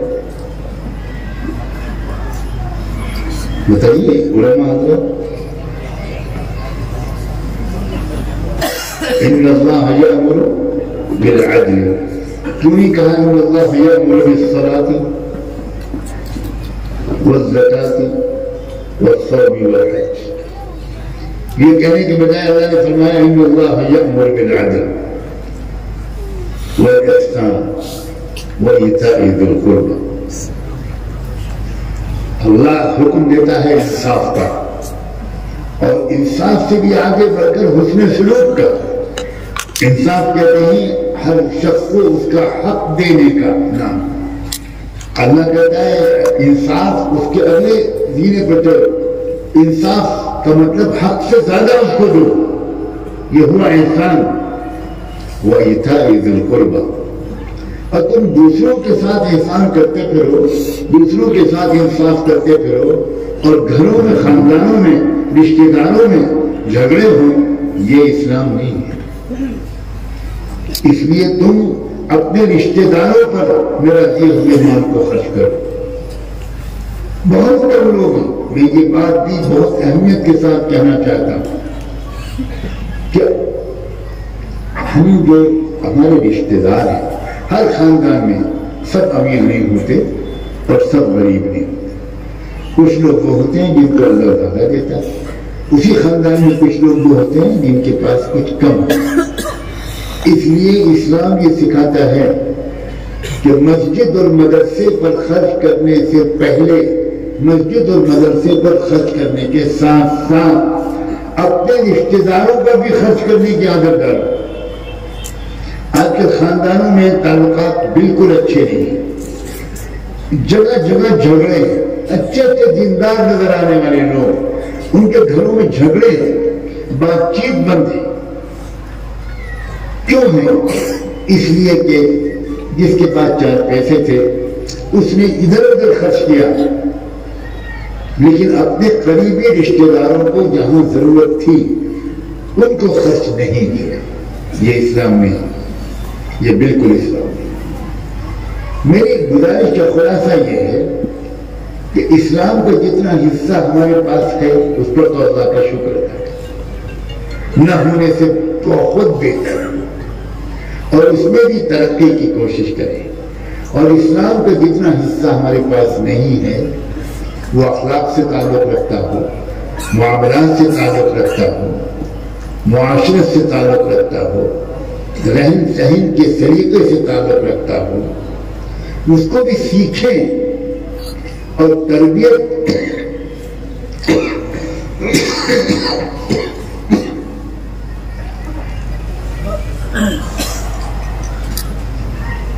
اپنی پوری تربیت کے محتاج ہم میں سے ہر ایک سمجھے، جو جہاں پر ہے وہ وہاں پر راضی ہے، آگے بڑھنے کی کوشش نہیں کرتا۔ آج میں آپ سے یہ گزارش کرتا ہوں کہ آپ آج یہ بات مان لیجئے، بڑی محبت کے ساتھ کہتا ہوں کہ آپ اپنی کمیوں کو دور کرنے اور اپنی تربیت کو اور آگے بڑھانے کی ضرورت کو آج تسلیم کر دیجیے، کریں، اور پوچھیے اپنے یہاں کے لوگ سے کہ میں اپنی تربیت کے لیے کہاں جاؤں، میں اسلام اور ایمان اور احسان کے مقامات طے کرنے کے لیے کہاں جاؤں، وہ کون سا ایسا مرکز ہے، وہ کون سی ایسی جگہ ہے جہاں سے ہم کو پورے اسلام کی تربیت اور تعلیم ملے گا۔ جو جس دین کی محنت میں لگا ہے وہ خوب لگا رہے، پورے اخلاص کے ساتھ لگا رہے، لیکن کچھ اور بھی تو سیکھنے کی ضرورت ہے۔ جو باتیں میں نے آج یہاں اب تک شروع میں کہی، اکثر وہ باتیں ہیں جو شاید آپ کے کانوں میں، زیادہ تر لوگوں کے کانوں میں نہیں پڑی۔ مقصد اسلام کا پوری دنیا کو انصاف سے بھر دینا ہے۔ اب آپ پوری دنیا کے لیے نہیں کام کر سکتے، اپنے محلے کے لیے کر سکتے، اپنے گاؤں کے لیے کر سکتے، اپنے قریب کے علاقے کے اندر کر سکتے ہیں۔ ہمارے ملک میں آپ دیکھیے، یہ جو قرآن کی آیت پڑھی تھی والمستضعفین من الرجال والنساء والولدان، ہمارے ملک میں تو اکثریت انہی لوگوں کی ہے جو ہزاروں سال سے دبے کچلے، جن کو آپ دلت کہتے ہیں، جن کو آپ بیکورڈ کہتے ہیں، جن کو آپ اوبیسی کہتے ہیں، جس قدر ذلت ان کو ہزاروں سال سے اٹھانی پڑ گئی۔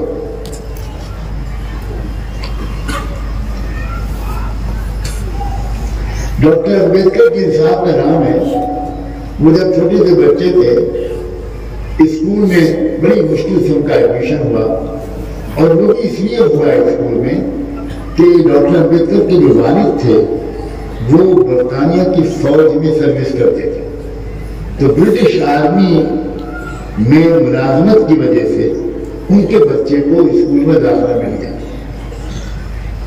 لیکن سب سے پیچھے امبیڈکر کو بٹھایا جاتا تھا۔ اب ایک دن امبیڈکر کو لگی پیاس اس بچے کو، اور وہاں اسکول میں ایک چپراسی تھا جو بچوں کو پانی پلاتا تھا۔ یہ بچہ دلت خاندان کا جس کا نام بھیم راؤ امبیڈکر تھا، یہ بچہ گیا تو وہاں چپراسی نہیں موجود تھا، اس کو لگی تھی پیاس، تو اس نے بیچارے نے اس گھڑے میں سے پانی نکال کر پی لیا، منہ نہیں لگایا، ہاتھ منہ پانی ڈال کر پی لیا، بس قیامت آ گئی۔ جب اس کو پتا چلا تو اس کو پٹائی ہوئی، اس کو مارا گیا، اس کو اسکول سے نکالا گیا۔ اس کے پرنسپل نے میں بتا بھی نہیں سکتا کہ اس کے ساتھ کیا سلوک کیا۔ ایسے کروڑوں لوگ اس ملک میں ہیں اللہ کے بندوں، ہم اتنے بے خبر ہیں، ہم سمجھتے ہی نہیں کہ ہم بھی سمجھتے ہیں، ہم سمجھتے ہیں یہ بھی ہندو ہیں۔ ارے بابا، اپنے ملک کو سمجھو، اپنے سماج کو سمجھو، ہم کیسے بیوقوف لوگ ہیں، ہم اپنے ملک کو نہیں سمجھتے۔ رسول اللہ صلی اللہ علیہ وآلہ وسلم کی مختلف صفات کا تذکرہ ہمارے علماء کرتے ہیں، مگر کاش کہ ہمارے علماء پورے محمد رسول اللہ سے واقف ہوتے، ان کی پوری شخصیت سے واقف ہوتے۔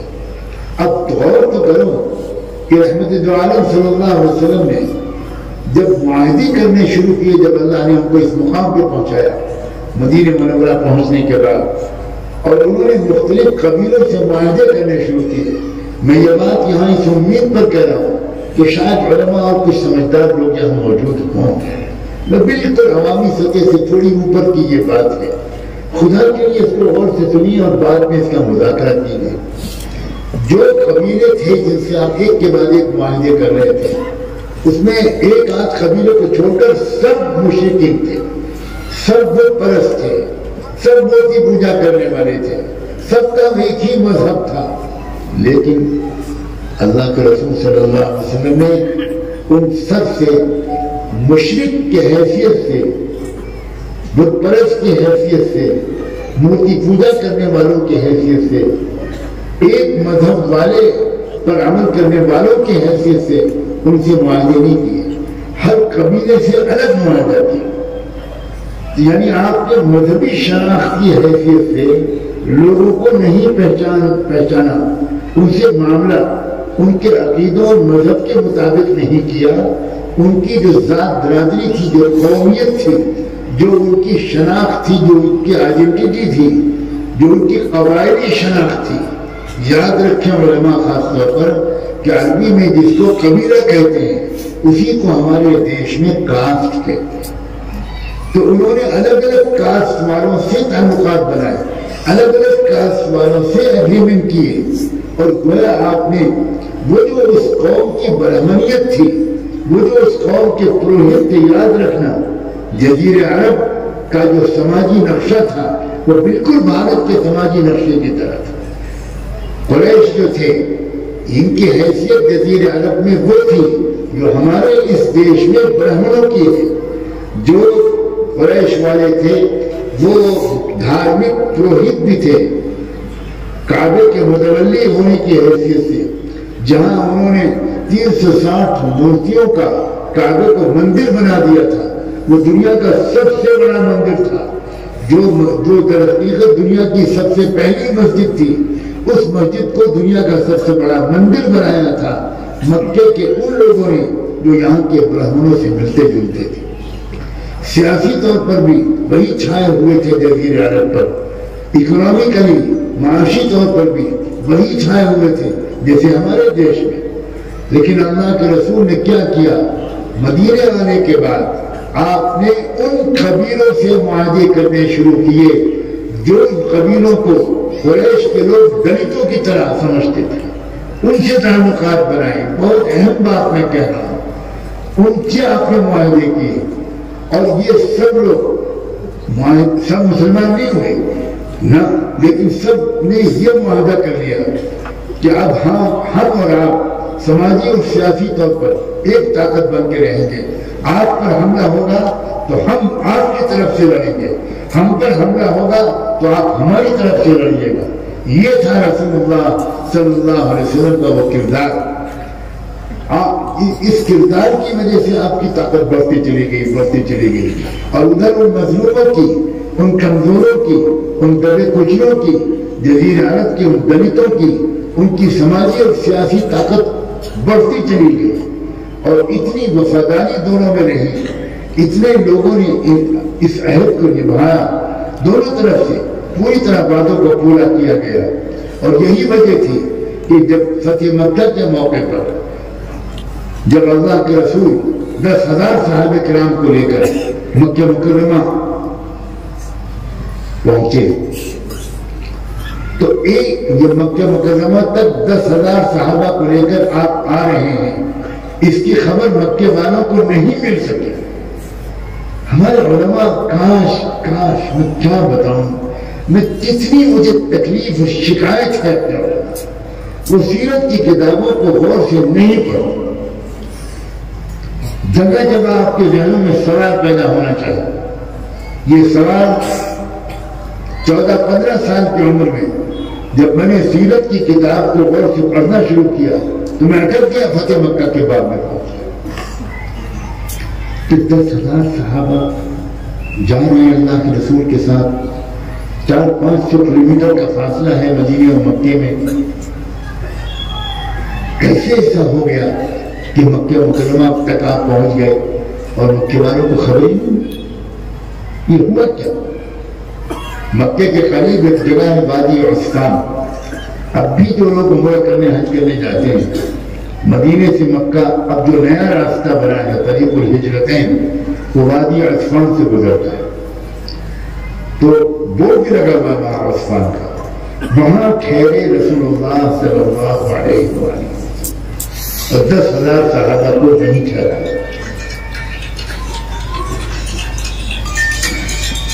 अबू सुफियान को वादी उस्मान तक इतना बड़ा मजमा लेकर अल्लाह के रसूल पहुंच गए। ये वादी उस्मान तक पहुंचने के बाद पता चला अबू सुफियान जो मक्के के सबसे बड़ा लीडर मुशरिकीन और काफिरों। तो मेरे ज़हन में उस वक्त ये सवाल पैदा हुआ कि ये कैसे हो गया भाई, 10,000 आदमी, इतना बड़ा, इतने दिन लगे होंगे वहां तक पहुंचने में, खुले मैदान में सफर हो रहा है। तब तहकीक करने पर, उस वक्त अपने उस्ताद से पूछने पर, अपने वालिद साहब से पूछने पर अजीब बात मानी। पता ही चला कि अल्लाह के रसूल सल्लल्लाहु अलैहि वसल्लम ने मक्के तक के रास्ते में जितने भी कबीले थे उन सब कबीलों से एक के बाद एक अल्लाह के रसूल ने मुआहदे कर दिए थे। और उन मुआहदों में एक दफा ये भी थी कि हमारे राज आप नहीं फैलाएंगे, आपके राज हम नहीं फैलाएंगे, आपकी कोई बात हम किसी को नहीं बताएंगे, हमारे मुताबिक कोई खबर आप किसी को नहीं देंगे। अरब लोग वादे के पक्के होते थे, अक्सर ईमान नहीं लाए थे वो, लेकिन उन्होंने इस वादे को पूरा किया। آپ اتنا لمبا راستہ طے کر کے چلے گئے لیکن راستے کے قبیلے کے کسی ایک بندے نے خبر نہیں پہنچائی مکے تک۔ اب یہ جو باتیں ہیں نا یہ غور کے مطالعے کرنے سے آئیں گے۔ ہم اپنی 4-6 باتوں ہی کو دہراتے رہتے ہیں مسلمانوں کے سامنے اور سمجھ بھی نہیں آتا لوگوں کے کہ ہم موجودہ حالات کا مقابلہ کیسے کریں۔ ہمیں سیاست بھی نہیں سیکھنی کسی سے، ہمیں سیاست بھی سیکھنی ہے سیدنا محمد رسول اللہ۔ ایسا نہیں ہے کہ ہم کو نماز سیکھنی ہے ان سے اور سیاست سیکھنی ہے گاندھی جی سے، بالکل نہیں، قطعاً نہیں۔ مکمل ترین رہبر کے اللہ سیدنا محمد رسول اللہ، ہمیں کسی اور رہبر کی ضرورت نہیں۔ یہ شرط یہ ہے کہ ہم ان کو رہبر کامل مانے تو ہم ان کو ہر شعبے زندگی میں ہم انہی کی طرف رجوع کریں۔ اور اس کے لیے ضرورت ہے، اس کے لیے ضرورت ہے کہ آپ ایسے علماء کو تلاش کریں، آپ ڈھونڈیں کہاں سے ملے گی ایسی مکمل رہنمائی، کن کے پاس بیٹھ کر ہم کچھ سوالات کریں گے تو ہم کو بڑے گہرے جوابات ملیں گے، کن کے بیانات ہم سنیں۔ اب تو اتنا آسان ہو گیا، مجھے تو بڑا رنج ہوتا ہے جب ہمارے اکابر موجود تھے، علم کے پہاڑ، اس وقت سوشل میڈیا نہیں تھا، ان کی باتیں 100-200 لوگ سن پاتے تھے، 200-400 لوگ سن پاتے تھے۔ آج یوٹیوب کا زمانہ ہے، سوشل میڈیا کا زمانہ ہے، فیس بک کا زمانہ ہے۔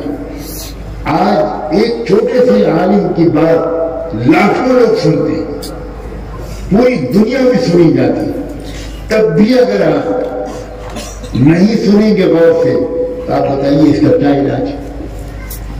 اور صرف دور بیٹھ کر سننے سے بھی کام نہیں چلے گا۔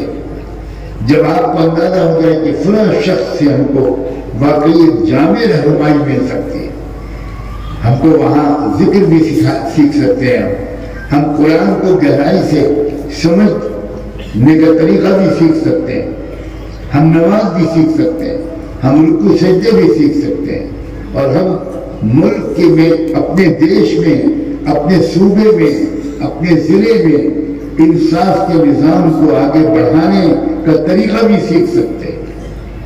تو ایسی جگہ پر ہم کو بھاگ کے جانا چاہیے، ننگے پیر جانا چاہیے، تلاش کر کے جانا چاہیے۔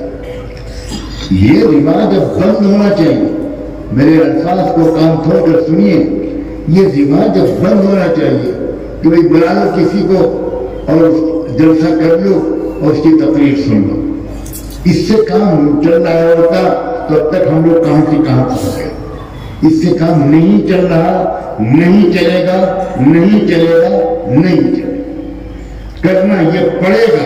اگر کچھ کرنا چاہتے ہیں تو کہ آپ تلاش کریں، دریافت کریں کہاں جائیں ہم، جہاں سے ہم کو علم ملے، سمجھداری ملے، گہری باتیں ہمارے سامنے آسان لفظوں میں رکھی جائیں، ہماری سمجھ ترقی کرے، ہماری ہمت بلند ہو، ہماری مایوسی ختم ہو، ہمارا خوف ختم ہو، اور ہم اپنے اس پیارے وطن کو کہ ہر شہری کو، اس ملک میں رہنے والے ہر سماج کو انصاف دلانے میں اپنا ہم کردار ادا کر سکیں، کچھ حصہ ہمارا ہونا چاہیے۔ یہ آپ کو معلوم کرنا چاہیے اپنے علماء سے، اور پھر بار بار جانا چاہیے۔ میں واقعی اس بات پر بہت دکھی رہتا ہوں، بہت دکھی رہتا ہوں۔ میں کیا اپنے بارے میں کہوں، مجھے تو کہنے کا حق نہیں ہے۔ مجھے جہاں سے یہ خبر ملتی تھی، جس جگہ سے کہ وہاں فلاں عالم دین، ان کی فلاں خصوصیت ہے، وہ اس پہلو کے بڑے باکمال عالم، میں دوڑ کے جاتا تھا، سینکڑوں میل کا سفر کرتا تھا، بھاگ کے جاتا تھا۔ چھٹی ہوتی تھی جمعے کی تو جمعرات کو جاتا تھا، جمعے کی رات میں چل کے واپس آ جاتا تھا، 1-2 نشست ان علماء کے ساتھ مل جائے، کچھ سوالات لکھ کے دے جاتا تھا، اور وہ علماء اتنا دیکھ کر مجھے خوش ہوتے تھے۔ کوئی دمشق میں تھا، کوئی بغداد میں تھا، کوئی سعودی عرب کے مختلف شہروں میں تھا، کوئی دنیا کے کسی اور ملک میں، وہ اتنا خوش ہوتے وہ اتنے خوش ہوتے تھے کہ یہ لڑکا بڑا عجیب ہے، یہ بھاگ بھاگ کے سینکڑوں میل سے آتا ہے، طالب علم ہے وہ کتنا پیسہ خرچ کر کے آتا ہے۔ ہر عالم کی الگ خصوصیت ہے، جیسے کوئی ڈاکٹر اسپیشلسٹ ہے دانتوں کا، کوئی کان کا، کوئی ناک کان گلے کا، کوئی حلق کا، کوئی پھیپھڑے کا، کوئی دل کا، کوئی دماغ کا، ویسے ہی علماء بھی ہے۔ کوئی اسپیشلسٹ ہوتا ہے تفسیر کا، قرآن کا، کوئی ماہر ہوتا ہے حدیث کا، کوئی سیرت کا، کوئی تاریخ کا، کوئی فقہ کا، کوئی عالمی سیاست کا۔ بھاگ بھاگ کے الحمدللہ جایا کرتا تھا میں، اب تو اپنی صحت سے مجبور ہو گیا، پھر بھی الحمدللہ میرے اللہ کا شکر ہے، تازہ ترین چیزیں پڑھتا رہتا ہوں، تازہ ترین چیزیں سنتا رہتا ہوں۔ کوئی دمشق کے عالم، کوئی مصر کے عالم، کوئی بغداد کے عالم، کوئی کویت کے عالم، کوئی خلیجی ملکوں کے عالم، کوئی ریاض اور مکہ اور مدینے کے عالم، کوئی کسی اور ملک کے عالم۔ انگریزی میں کوئی شخص تقریر کرتا ہے، درس دیتا ہے، کوئی عربی میں، کوئی اردو میں۔ میں روزانہ کچھ نہ کچھ نیا سنتا ہوں، نیا پڑھتا ہوں آج بھی، اور جب تک میں نیا نہیں سنتا اور پڑھتا میں قسم کھاؤں تو غلط نہیں ہوگا کہ میں سونے کے لیے تیار نہیں ہوں۔ مگر میں کیا کروں، اس قوم کی جس کی تربیت کی شروعات اقرا سے کی گئی کہ پڑھو قرآن کیا آیت، پہلی آیت، پہلا لفظ یہ نہیں تھا کہ نماز پڑھو، یہ تھا کہ پڑھو۔ اس قوم سے کم پڑھنے والی کوئی قوم مجھے دنیا میں نظر نہیں آتی۔ کیا کون سے اسلام پر عمل کر رہے ہیں؟ اور نہ طلبہ پڑھتے ہیں، نہ اسٹوڈنٹ پڑھتے ہیں، نہ ٹیچرز پڑھتے ہیں، نہ تاجر پڑھتے ہیں، اور اب تو مجھے یہ شکایت ہے کہ علماء بنی۔ اس جہالت کے ساتھ ہمیں چیلنجز کا مقابلہ کریں، اس ناواقفیت کے ساتھ ہمارے علماء نہیں بتا سکتے کہ تحریک خلافت کیا تھی، نہیں بتا سکتے کہ محمد علی جوہر تو تحریک خلافت کے زبردست قائد حضرت مولانا الیاس رحمۃ اللہ علیہ نے کیسے محبت بڑے خطوط لکھے تھے، نہیں بتا سکتے کہ مولانا عطا اللہ شاہ بخاری جب حضرت مولانا الیاس رحمۃ اللہ علیہ کی خدمت میں حاضر ہوئے تو حضرت مولانا الیاس نے ان سے کیا بات کی، اور عطا اللہ شاہ بخاری نے کس طرح رو رو کر اس بات کو سنا اور جواب دیا، معافی مانگی۔ اس گفتگو کے وقت میں میرے والد وہیں بیٹھے ہوئے تھے، وہ عینی گواہ ہیں۔ حضرت مولانا الیاس رحمۃ اللہ علیہ کو دیکھنے کے لیے ایک مرتبہ دلی کے تمام سیاسی قائدین اکٹھا ہے، کانگریس کے قائدین، جمعیت علماء ہند کے قائدین، مسلم لیگ کے قائدین، سب اکٹھا حضرت مولانا الیاس کے پاس حاضر ہوئے، اس لیے کہ ان کو خبر ملی کہ حضرت مولانا الیاس شدید بیمار ہیں اور شاید اب بچ نہ پائیں، تو وہ لوگ عیادت کے لیے آئے۔ سلام ہو حضرت مولانا الیاس رحمۃ اللہ علیہ کے بلند اخلاق پر، سلام ہو ان کی حکمت دعوت پر، ان کی داعیانہ شخصیت پر، ان کے بڑے دل پر، ان کی کشادہ قلبی پر، ان کی محبتوں پر، کہ انہوں نے ان سب کا استقبال کیا بڑے محبت سے۔ اتنی کمزوری تھی حضرت مولانا الیاس کو کہ آواز نہیں نکل پا رہی تھی۔ میرے والد حضرت مولانا الیاس رحمۃ اللہ علیہ کی زندگی میں آخری 4 مہینے انہی کے پاس رہے تھے، تو وہ اس کی ماہر ہو گئے تھے کہ ہمارے اسماعیلی صاحب کان لگاتے تھے اور حضرت مولانا الیاس کچھ فرماتے تھے اور والد صاحب حاضرین مجلس تک وہ بات نقل کرتے تھے۔ جب یہ بڑے بڑے لیڈران آئے تو اس وقت بھی حضرت مولانا الیاس نے ان سے گفتگو کی۔ اس گفتگو کا خلاصہ یہ تھا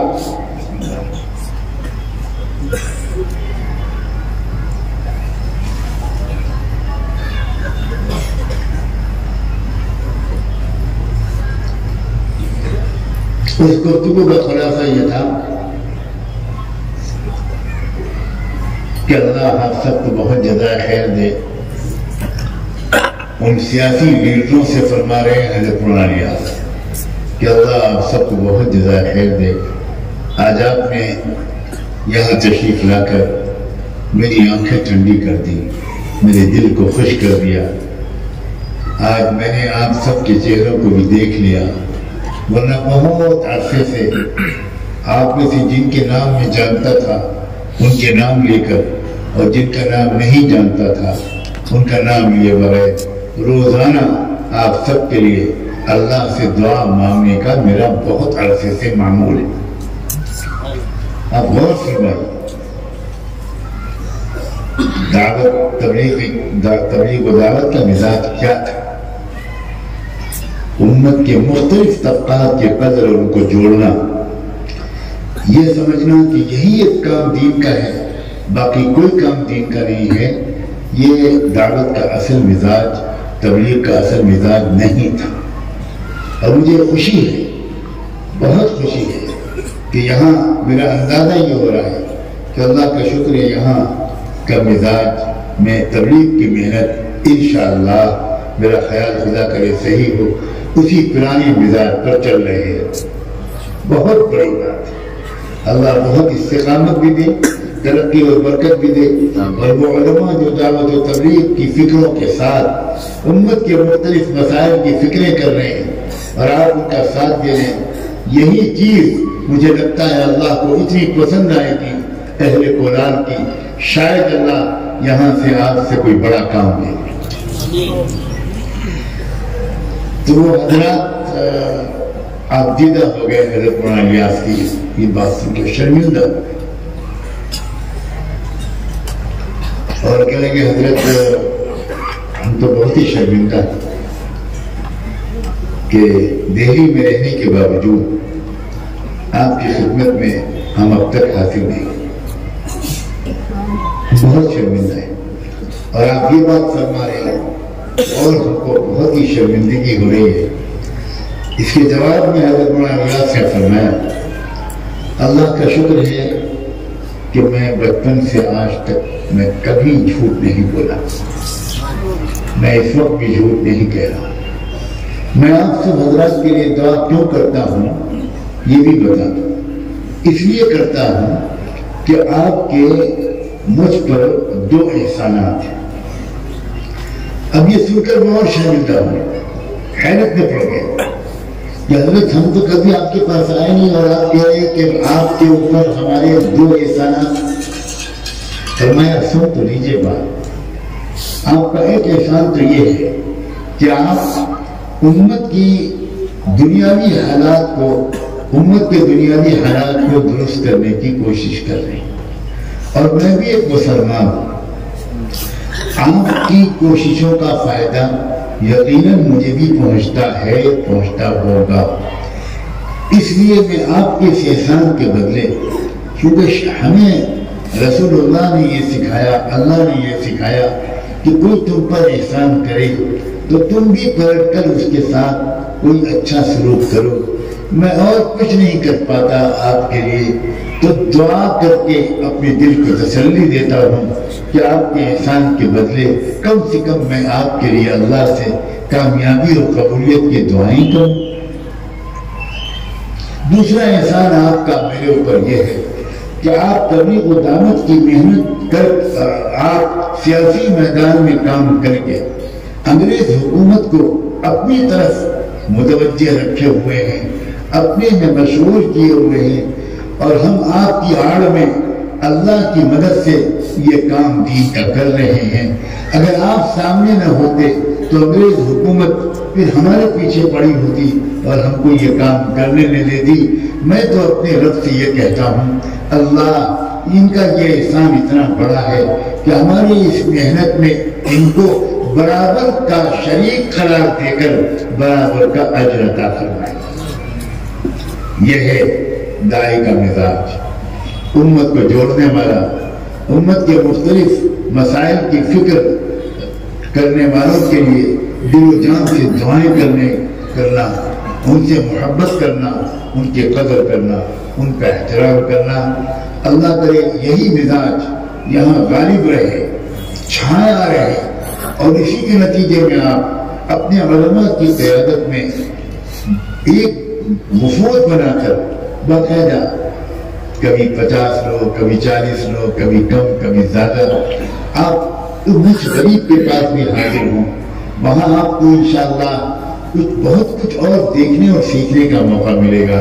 اپنے بچوں کو ہم کہاں پڑھائیں اس سوال کا جواب ملے گا, کیا پڑھائیں اس سوال کا جواب ملے گا, ملک میں انصاف کے نظام کو قائم کیسے کریں اس کا بھی جواب ملے گا, کمزوروں اور دبے کچلوں کے ساتھ ہم اپنے تعلقات کیسے بنائیں, کیسے اس ملک میں مظلوموں کا ایک اتحاد قائم ہو اور وہ مظلوم مل کر ظالم کو ظلم سے روکنے کی کوشش کریں, سماج میں انصاف اور امن قائم کرنے کی کوشش کریں.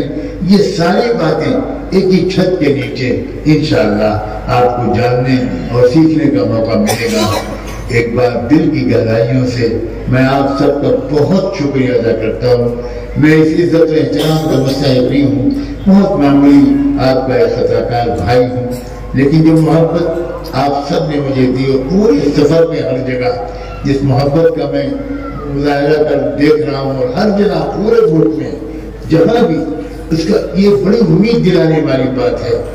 لیکن آگے بڑھیے, یہ محبت صرف مسافے اور زیارت اور دیدار کی حد تک نہ رہے, یہ محبت آپ کو آگے بڑھائے, سفر بھی کروا دے, کبھی کبھی کچھ سیکھنے کا بھی آپ کے اندر ایک جذبہ آ جائے. صرف مسافہ کر لینا, صرف دعا کی درخواست کر لینا, یہ اصل محبت کا تقاضا نہیں ہے. مجھے امید ہے کہ پوری بات آپ کی سمجھ میں آ گئی ہوگی, اور میں یہاں موجود علماء سے گزارش کرتا ہوں کہ اس مضمون اور ان باتوں کو بار بار تمام مساجد کے ممبروں پر ہر جگہ یہاں کی خواتین, یہاں کے مرد, یہاں کے طلبہ اور طالبات تک برابر پہنچاتے رہیے تاکہ سبق توڑا رہے. جزاکم اللہ وبارک فیکم وآخر دعوانا ان الحمدللہ رب العالمین. میرے آنکھیں ترستی ہیں یا رب,